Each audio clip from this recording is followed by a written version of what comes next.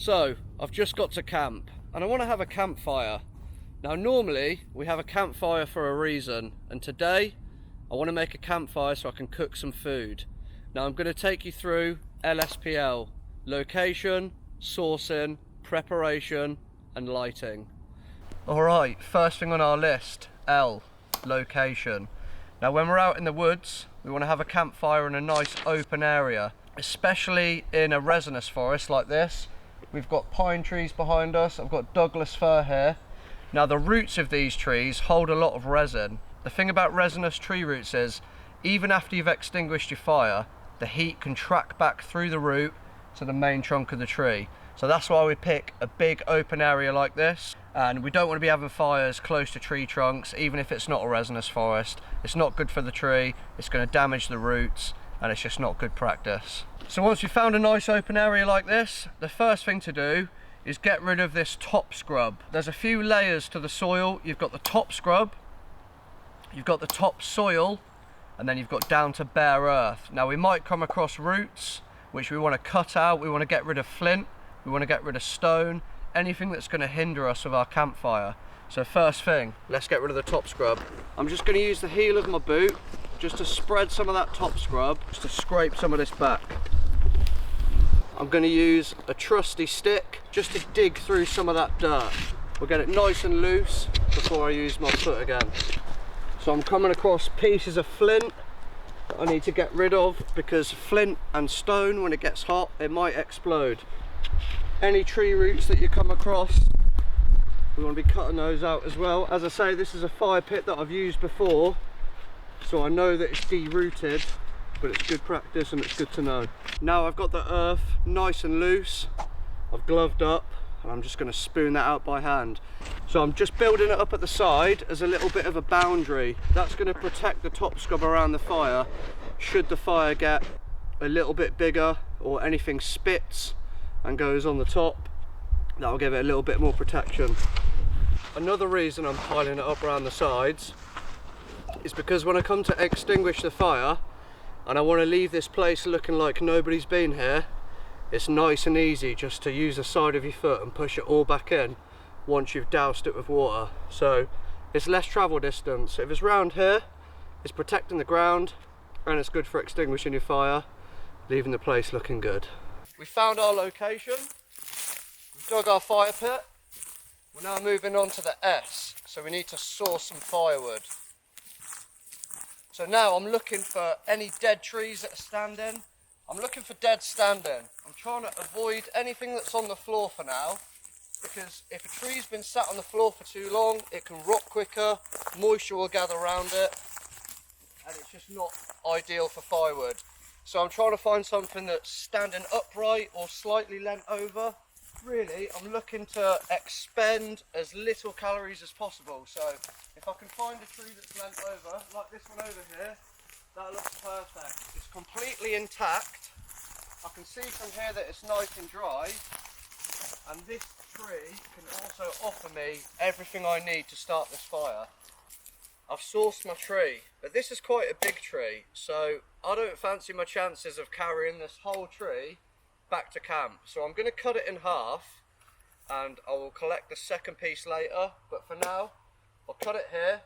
We'll take this whole piece back. As you can see here, we've got our first stages of kindling, which is these nice little dry spindly bits, but I'll talk through more of that in a little bit. For now, let's just get it cut and get it back to camp.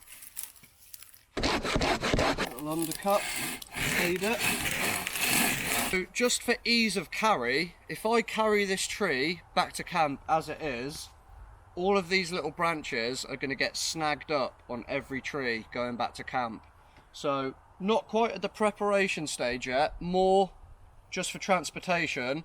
I'm going to use my hatchet and I'm going to get rid of some of these limbs, some of these little branches, leave them where they are, and then I can carry the trunk back whole back to camp. So now I've got my tree nice and thinned out, not going to get caught up in any branches, so bit of a big boy carry. Let's get it back to camp.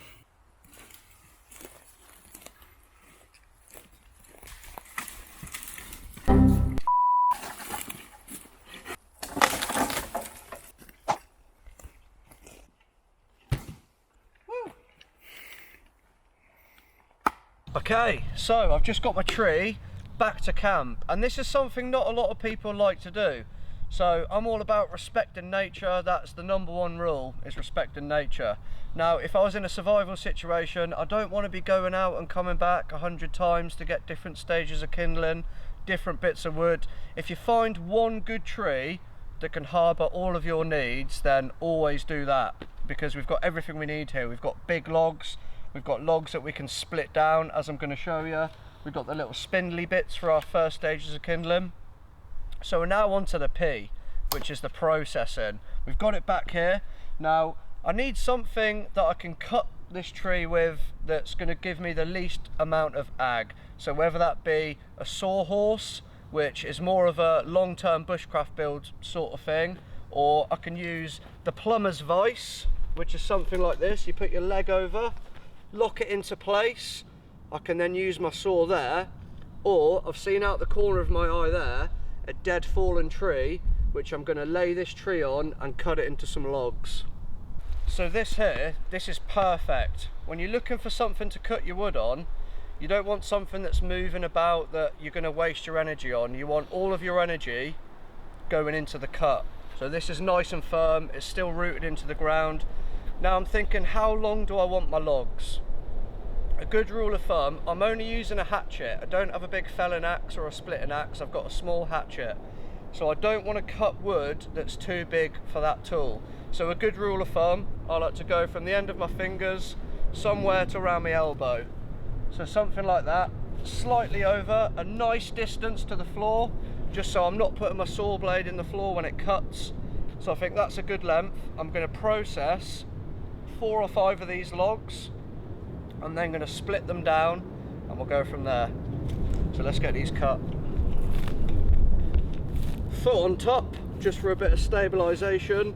And this is a pull saw. It cuts on the forward motion and the backward motion. It's a Japanese one. Don't worry about your saw, but let's get cutting. So this is all in the back for me, it's all in the pull.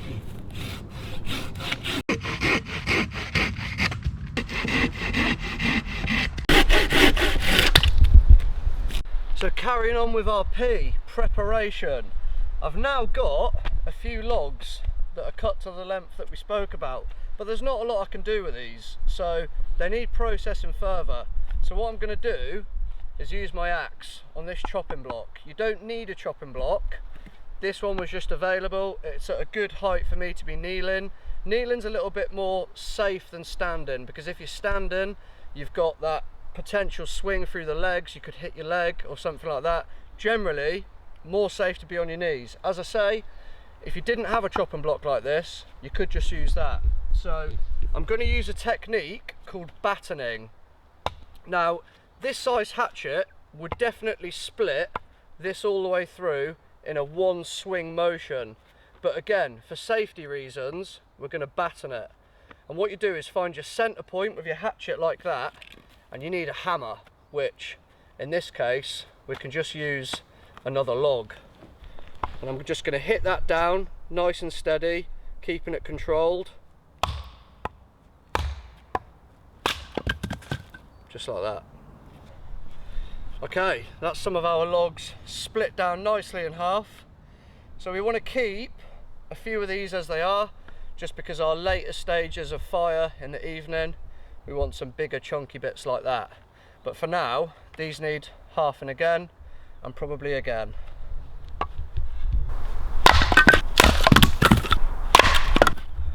If it was raining, or there was chance of rain, I'd use something like this, like a kneeling pad, just to insulate the wood from the floor. If the floor's damp, we don't want to be getting our firewood wet. So I'd lay it on something dry like that, just to keep it off the floor. Okay, so I've got my third stage of kindling, my double half split logs. We need our first and second stage. So for this, I'm just looking at the tiny little spindly bits on the end. These are what's going to go directly onto our tinder, which we'll talk about in a little bit.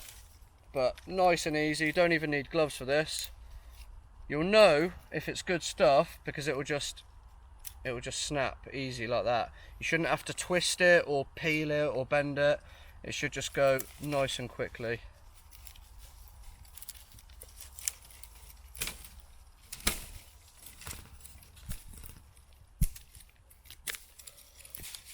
I like to half it so it sits in your hand nice. You don't need it any bigger than that because we're trying to keep our fire nice and small at this stage. As I say, this is the first stuff that's going on, so it's the gentle, easy bit.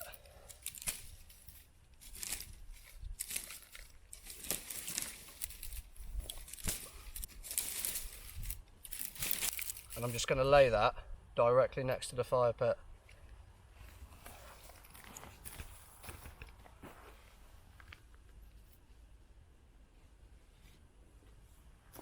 Get a couple of piles of that. Really, we want 2 piles, one that's going to go on straight away, and then the second pile you almost make a cross and lay it the other way, so you end up with an X on the floor. First stage of kindling done. The second stage of kindling, we're literally just moving up in size. So we've gone from that real fine, easily snappable bits to slightly bigger. We're moving on to the branches now. And it's same again, they should just snap. And again, not snapping them too big. A good thumb and a half's thickness is what we're aiming for really with the second stage. The more preparation you do, the easier your fire lighting will be and the easier your fire will be to maintain. And I'm just laying this in the stages that I want to burn it. So obviously first stage, first bundle, second bundle, and then these you can kind of just pick at. They don't need to go on as a whole. You can get a couple at a time. I'll show you when we come to light the fire how to lay them correctly. But for now we're just getting them into a nice pile. So fire doesn't just burn up, does it? It burns down as well. And this is good practice just to lay something to insulate your fire from the ground. We're thinking cold weather, wet weather, we want to raise that flame up and get it off the cold wet ground. And to do that I just use a couple of the bits of wood that I've split down already, lay it in the bottom of the fire pit. As I say, we're just keeping our tinder dry, letting our flame burn down, and this will also make your fire a little bit less maintenance. It just means you don't have to keep adding wood so quickly. You'll get a nice bed of coals because you've got a nice chunky bit of wood that it can burn down onto. Now we've got our insulating base down, we need something slightly raised so that when I come to lay the kindling on there, it's something raised which will let the fire breathe, let the flames build up underneath. So to do that, I just use another piece that I've split down, but I stand this one on its side, like this, so it's slightly raised. So just as an example of a bit of kindling, you see that's not laying flat directly on our tinder, because we're going to have some form of tinder under here to catch the spark. So this is perfect just to raise it up, let the fire breathe, and it will help it along this way. And the last part of our preparation, we're going to talk tinders. Now, if you're not too experienced with tinders or you find it a little bit daunting, don't worry, you can just bring your lighter, bit of cardboard, a hexi block, dragon fuel, whatever you want, some fire lighter. But because we're in the woods and it's bushcraft, I like to do it the bushcraft way. So many things you can use as a tinder, but for today we're going to be using the good old birch bark, the way the Indians used to do it. So we've got this nice piece of cut fallen birch here. I'm just going to score out a little square. I can then take it back to camp and prepare it by scraping it with the bottom of my blade into a fine dust.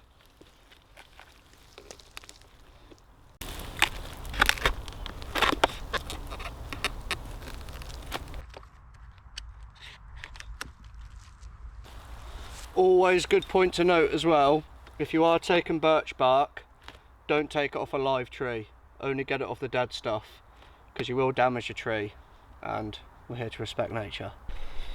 If you do end up using birch bark like I am, all you got to do is keep it nice and taut, and using the sharp bit of your knife, we're just scraping back the top layer to get a nice little pile of dust. Now birch, being an oily wood, is very flammable. The oil is underneath the white bit, it's trapped in the bark, so when you get down to that pale peach bit, or sometimes it looks red, that's where the oil's trapped. Sharp bit towards you and it will slowly build up, and that will take a spark from a ferro rod nice and easy. And then the little bit that's left you can tear off tear into thicker strips, so that once we've taken a spark, we can just add this to it.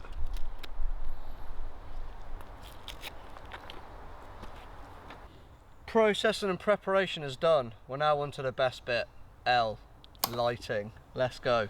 Just using a ferrocerium rod, nice and easy. Sometimes it takes a bit of practice with these. There's loads of different methods you can use. You can hold the rod still and strike forward, or you can hold the striker still and pull the rod back. I like to do a little mixture of both. Basically what you want to do is keep it away enough that when you strike forward you don't just blow your tinder everywhere. So let's put that practice into motion.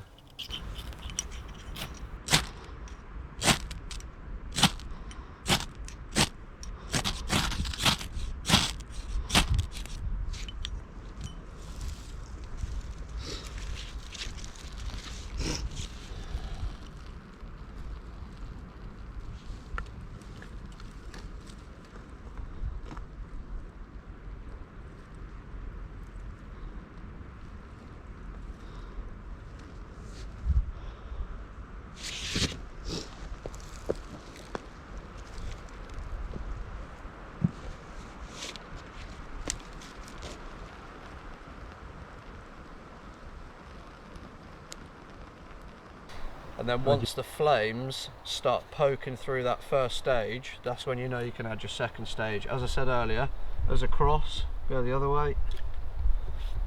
And then it's just a case of picking out, you've got a bit of time now, so it's just a case of picking out the smaller bits and building it up. Just trying to keep a few gaps around the flame. We're not trying to smother it, so just build it up. One stick one way, one the other. Little bit of a star almost.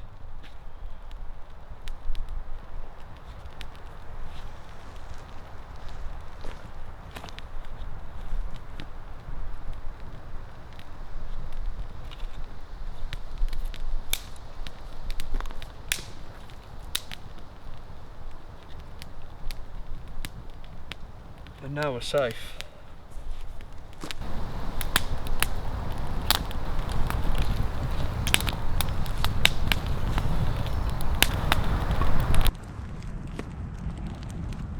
Massive thanks to Craig from East Anglian Bushcraft. Probably came to this video from his channel anyway, but if you've not, definitely go and check him out. He's got some amazing bushcraft and adventure related content. There's a multi-day river paddle on his channel. I personally have benefited massively from YouTube how-to videos. If I ever get a new camera or anything like that that I need to learn, this is where I come. Hence why I'd like to do some side missions for the oglumTV channel, which are going to be how-tos by experts in their field, like Craig is with bushcraft. If you have something that you want to learn, or you've seen a creator that you like, then let me know in the comments and I'll see if we can get something done so that you can learn from them what they do, how they do it, that sort of thing. Craig's also been kind enough to gift me a catapult, which I'm going to have a go at now. Now this is a lot harder than it looks, so don't judge.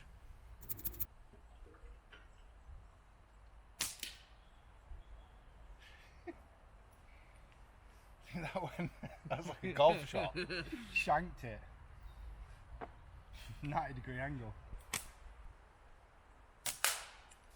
First go. Leave it to the professionals. No. Last one. Yes! Split it in two. Yeah. That's satisfying.